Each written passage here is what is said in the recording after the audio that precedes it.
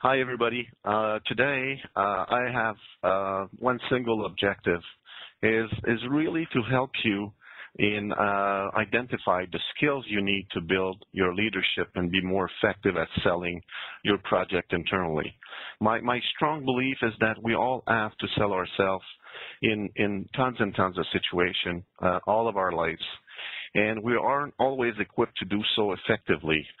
I grew up as an extremely shy kid, and I had to struggle to develop those skills, and I continue to study those fields and try to do that more effectively. When I say that we all sell, I'm sure you all remember your first date or your first job interview and how difficult it was to make a good first impression and to go to the next step in whatever next step was for you. So I think interpersonal skills can be learned and mastered. No one is a born salesperson. No one is a born president.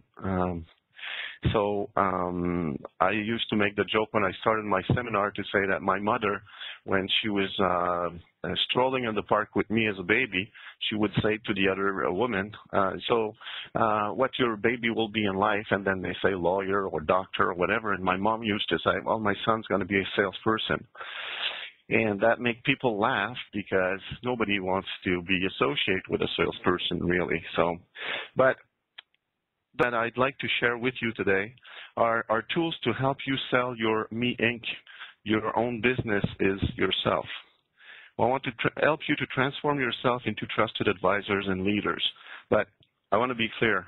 My job here is not to transform you into a salesperson. This is not your role. This is not the value you bring to your organization or to your customer. And I certainly don't want to transform you into this. This is the image that we all have when we think about sleazy salespeople, and that's certainly not what sales is all about. So again, the objective is really simple, is help you identify the interpersonal skills, help you understand the value you have within you, and what you need in order to build or support your leadership. And finally, be more effective at selling projects through a process. There's a process in, and you're process-oriented people. You know that process makes things a lot more simpler and a lot more efficient. So that's what I'd like to share with you today. So let's get started. Started with you first. You are who you are, and how do you differentiate yourself? So just because it's a misconception that it's going on forever, as successful salespeople, or if you want to sell, you need to be more extrovert. And I don't know if you agree, but over the last 25 years, there's been tons and tons of study that that shows that it's clearly the opposite. So no, the common knowledge is that extroverts are the best salespeople, but in fact, in 2011, a Wharton Business School published a study called Rethinking the Extrovert Sales Ideal, the Ambivert Advantage. It was a study made by Adam Grant, so if you want to look it up, it's very interesting. So basically what they did is they measured the productivity of call center salespeople in U.S., and the results were in line with all the previous studies. So extrovert productivity, so just to give you an idea of numbers, extrovert productivity calculated based on average sales per hour were $154 per hour. Introverts were $120 per hour. So clearly the introverts were not as good salespeople or didn't produce as much as the extrovert. But where it is really interesting is the results were displayed on a inverse U or bell-shaped curve, and it shows that smack in the middle of that curve was what they call the ambivert, so a mix between an extrovert and an introvert.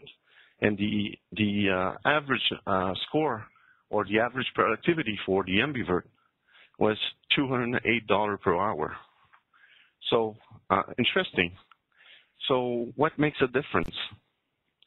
It's good, and you probably have experienced that in your life where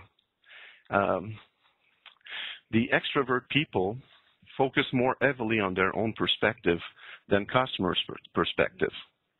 So So they are inward focused for their own good and their own perspective.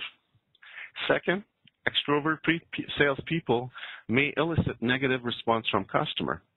Remember the slide I showed you about that sleazy sales rep? Well, that's exactly the reason why the productivity level of extrovert is not what the popular conception is.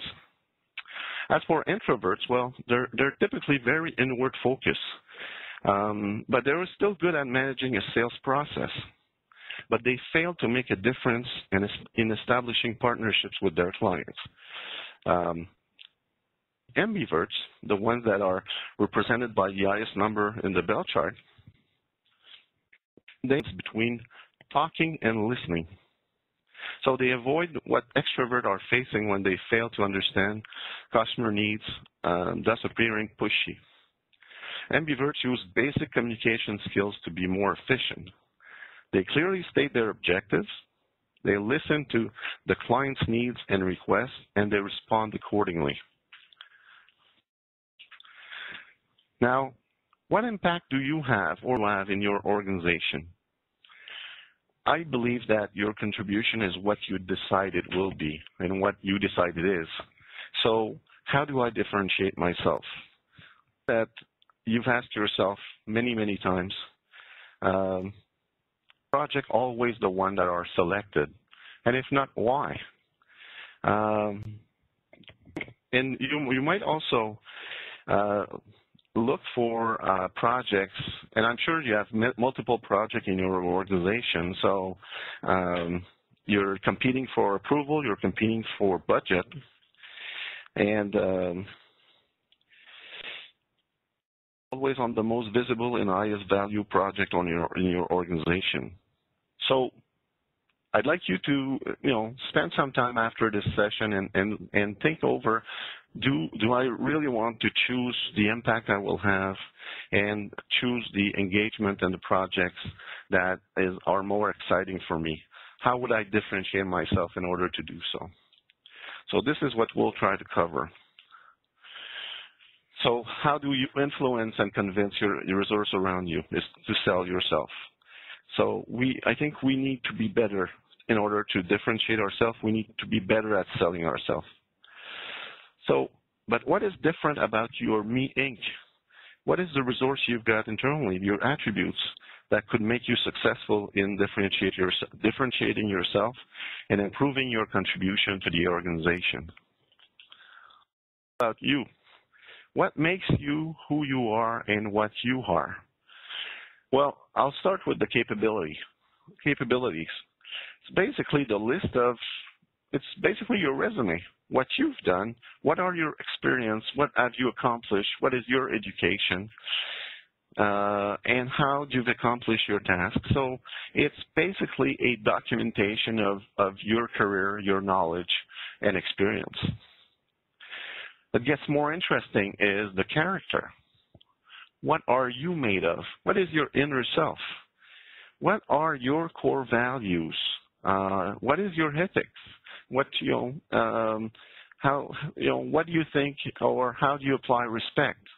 What do you think of respect, and how do you value it? What is your willingness to help? Your willingness to assist? Your willingness to share? To serve? Well, so basically your character is what defines you. It's your nature. Your belief, and I'll, just a brief definition. My definition is of your belief. It's a perception of a situation that will prevent you from considering any other